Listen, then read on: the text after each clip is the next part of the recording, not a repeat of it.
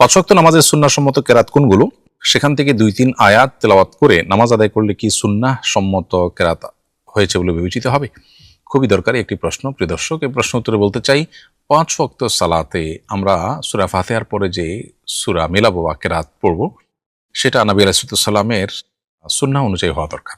তিনি কোন মাপের সূরা তেলাওয়াত করতেন, কতটুকু তেলাওয়াত করতেন? উত্তর হলো, ফজরের সালাতে তিনি সাধারণত তেওয়ালে মুফাসসাল, হাদিসের ভাষায় মুসনাদ আহমদে বর্ণিত হয়েছে যে তেওয়ালে মুফাসসাল অর্থাৎ একটু দীর্ঘ সূরাগুলো তিনি তেলাওয়াত করতেন ফজরের সালাতে, এবং যোহরের সালাতেও তাই।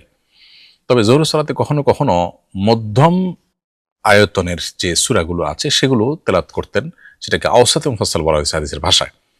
আর আসর এবং এশার নামাজে তিনি সবসময় আওসাতে মুফাসসাল বা সাধারণত তিনি মধ্যম আয়তনের সূরা পড়তেন। আর মাগরিবের নামাজে সবচেয়ে ছোট মাপের সূরাগুলো তিনি তেলাওয়াত করতেন, যেটাকে কিসার মুফাসসাল বলা হয়। তাহলে যোহর এবং আসরে তেওয়াল মুফাসসাল বা সবচেয়ে দীর্ঘ সূরাগুলো, আর আসর এবং এশায় সবচেয়ে মধ্যম ধরনের সূরাগুলো, এবং মাগরিবের নামাজে সবচেয়ে ছোট সূরা পড়াটাই হলো সুন্নাহ।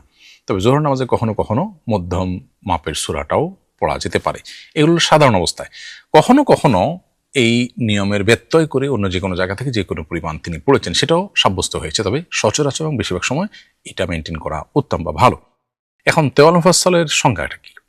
তেওয়াল মুফাসসালের সংজ্ঞা হলো যে, আমরা একটি হাদিসে মুসনাদ আহমদের বর্ণিত হয়েছে এ সম্পর্কে, মুসনাদ ইবনে আবি শাইবা, সহিহ ইবনে খুজাইমা, সুনান তিরমিজি এবং মুসনাদ আহমদ বিভিন্ন হাদিসে কিতাবে হাদিস বর্ণিত হয়েছে। সবগুলোকে সামনে রাখলে আমরা দেখি মূলত তেওয়াল মুফাসসাল বলা হয় 30 নম্বর পারা সবচেয়ে বড় সূরাগুলোকে। অনেক ইমামগণ বলেছেন যে ফজর নামাজে তেওয়াল মুফাসসাল পড়তে হবে, যোহর নামাজও কখনো কখনো তেওয়াল মুফাসসাল। সেক্ষেত্রে তেওয়াল মুফাসসালের পরিমাণ হলো, ডেফিনেশন হলো, যেই নামাজে 2 রাকাতে 40টি আয়াত তেলাওয়াত হবে। আপনি 30 নম্বর পারা শুরুর দিকের সূরাগুলো যদি পড়েন তাহলে তেওয়াল মুফাসসাল হয়ে যাবে। তো এটা হলো তেওয়াল মুফাসসালের সংজ্ঞা। মুসনাদ আহমদের একটি বর্ণনা পাওয়া যায়, যেই বর্ণনা নবী করিম সাল্লাল্লাহু আলাইহি সাল্লাম যোহরের নামাজে সূরায়ে বুরুজ, সূরায়ে ওয়াল-লাইল, তারপরে সূরায়ে ওয়াত-তারিক, সূরায়ে গাশিয়া এগুলো পড়েছেন, সাব্যস্ত হয়েছে। এগুলো হলো মধ্যম স্তরের সূরা তেওয়াল মুফাসসাল। আর ফজর নামাজের তার চেয়ে দীর্ঘ তেলাওয়াত তিনি করেছেন। এগুলো হলো সাধারণ অবস্থায়, স্বাভাবিক অবস্থায়। এর বাইরে যোহর নামাজে নবী সাল্লাল্লাহু আলাইহি ওয়াসাল্লাম ওয়াল-লাইলি ইয়াগশা ওয়া শামসি ওয়া দুহা পড়েছেন, সেগুলো কিন্তু মধ্যম স্তরের সূরা, এবং এগুলোও কিন্তু বোঝা যায় যে তেওয়াল মুফাসসাল অর্থাৎ মাঝামাঝি আয়তনের সূরা তিনি তেলাওয়াত করতেন। আবার কখনো কখনো দীর্ঘ আয়তনের সূরা তেলাওয়াত করেছেন, সেটিও প্রমাণিত হয়। সো ইবনে খিজামার হাদিসে বর্ণিত হয়েছে যে নবী করিম সাল্লাল্লাহু আলাইহি ওয়াসাল্লাম যোহর এবং আসরে মধ্যম মাপের সূরা লাইলি ইয়াগশা ওয়া শামসি ওয়া দুহা এগুলো পড়লেও ফজর নামাজে তার চেয়ে দীর্ঘ সূরা পড়তেন।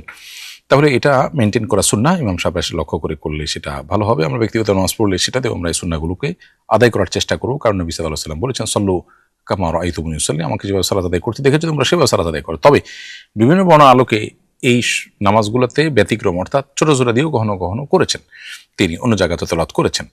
এই মাপটা ঠিক রেখে, ধরুন আপনার সূরা আম্মা ইয়াতাসালুন, সূরা নাজিআত, ফজর নামাজে এই ধরনের লম্বা সূরা আপনি তেলাওয়াত করলেন, এই মাপটা ঠিক রেখে করেন, অন্য যে কোনো জায়গা থেকে তেলাওয়াত করলেও সুন্নাহ আদায় হয়ে যাবে। মাপটা হলো এটা মূলত। আর যোহরের ক্ষেত্রে সূরায়ে ওয়াল-লাইল, সূরায়ে গাশিয়া, আল-লাইল, গাশিয়া, আলা, বুরুজ এই মাপের কেরাত অন্য যে কোনো জায়গাতে আপনি তেলাওয়াত করলে হয়ে যাবে। আর মাগরিবের নামাজে ছোট ছোট যে সূরাগুলো আছে সেগুলো কোনোটা তেলাওয়াত করলে, শেষের দিকের যে সূরাগুলো আছে সেটা বা সেগুলোর পরিমাণ অন্য কোনো জায়গা থেকে তেলাওয়াত করলেও সুন্নাত আদায় হয়ে যাবে। সফরে নবী করিম সাল্লাল্লাহু আলাইহি ওয়াসাল্লাম সাধারণত খুব ছোট করে নামাজ পড়তেন। এর মধ্যে প্রথম রাকাতে সূরা কাফিরুন, দ্বিতীয় রাকাতে সূরা ইখলাস পাঠ করার বিষয়টি প্রমাণিত রয়েছে। আবারও বলছি, এই বিষয়গুলো সাধারণ এবং স্বাভাবিক অবস্থায় মেনটেন করা সুন্নাহ, তবে এর ব্যতিক্রম করাটাও নবী সাল্লাল্লাহু আলাইহি ওয়াসাল্লাম থেকে সাব্যস্ত আছে কখনো কখনো। এ হলো সুন্নাহ কেরাতের বিবরণ। তবে এর বাইরে যদি কেউ ওই তেওয়াল মুফাসসাল বা আসর মুফাসসাল থেকে 2 আয়াত 3 আয়াত পড়ে, তাহলে নামাজ আদায় হয়ে যাবে, কিন্তু কেরাতের সুন্নাহ যেটা সেটা আদায় হলো না। আমরা কয়েকজন বন্ধু একটি ভবনের 6 তলায় থাকি। দৈনিক 5 ওয়াক্ত নামাজ সিঁড়ি ভেঙে মসজিদে গিয়ে আদায় করা কঠিন হয়ে যায়, অলসতাও লাগে। এক্ষেত্রে আমাদের কয়েকজনের নিয়মিত বাসায় জামাত করা যাবে কিনা? যদি মসজিদ অনেক দূরে হয় এবং আপনার অনেক উপরে থাকেন, সিঁড়ি দিয়ে আসা যাওয়া কঠিন হয়, তাহলে সেক্ষেত্রে আপনারা নিজেরা জামাতের কোনো ব্যবস্থা বিল্ডিংয়ে করতে পারেন। তবে 6 তলা থেকে উঠানামা করা এটা সাধারণ অবস্থাতে খুব বেশি মানুষের কষ্টের কথা হওয়ার কথা নয়। এতটুকু সিঁড়ি ভাঙা এবং মানুষের স্বাস্থ্যের জন্য ভালো। একান্ত ওজর আছে, মাজুরি আছে, এটা ভিন্ন কথা, কিন্তু অলসতার কারণে যেটি আপনি লিখেছেন সেরকম যদি হয়, একটু কষ্ট হয়, এটুকুর ভিত্তিতে আপনি বিল্ডিং এর মধ্যে জামাতে নামাজ পড়বেন না, বরং মসজিদে গিয়ে জামাতে সালাত আদায় করবেন। এটা আপনাকে মাথায় রাখতে হবে যে আহামরি কষ্ট হয় তাহলে সেক্ষেত্রে জায়েজ আছে। বিতরের নামাজের তৃতীয় রাকাতে ভুলবশত সূরা ফাতিহার পর অন্য সূরা না মিলিয়ে দোয়া কুনুত পড়ে নামাজ শেষ করে ফেললে কি নামাজ আদায় হয়ে যাবে? বিতরের নামাজের তৃতীয় রাকাতে সূরা মিলানো ওয়াজিব, অতএব ভুলবশত যদি আপনি এটা ছেড়ে দেন তাহলে সিজদা সাহু করতে হবে। সিজদা সাহু করলে নামাজ হয়ে যাবে, সিজদা সাহু না করলে সে নামাজটাকে আবার পুনরায় দোহরাবেন। আমি শুনেছি হজ থেকে ফিরে এসে মায়ের সঙ্গে সাক্ষাৎ না করলে হজ আদায় হবে না, এটা কি সঠিক কথা? না, এরকম কোনো কথা নেই। হজের ফরজ, ওয়াজিব, সুন্নত আমলগুলো যথাযথভাবে করে থাকলে আপনার হজ হয়ে গেছে। আশা করি যে আল্লাহ তাআলা হজ কবুল করবেন। কবুল হওয়ার জন্য মায়ের সঙ্গে সাক্ষাৎ করা জরুরি না, তবে হ্যাঁ, মায়ের সঙ্গে সদাচরণ করা সর্বাবস্থায় ফরজ, সেটা হজ করার পরে হোক আগে হোক। সাক্ষাৎ যদি দীর্ঘদিন না করে থাকেন তাহলে সাক্ষাৎ এমনিতেই আপনার করা দরকার, সেটা ভিন্ন বিষয়। আমি এশার নামাজের ইমামতি করেছিলাম। প্রথম বৈঠকে তাশাহুদের বদলে ভুলে সূরা ফাতিহা পড়ে ফেলি। পরে তাশাহুদ পড়ে যথানিয়মে নামাজ শেষ করি, কিন্তু সিজদায়ে সাহু দেইনি। নামাজ কি হয়েছে? উত্তর হলো সিজদায়ে সাহু দেওয়া ওয়াজিব ছিল।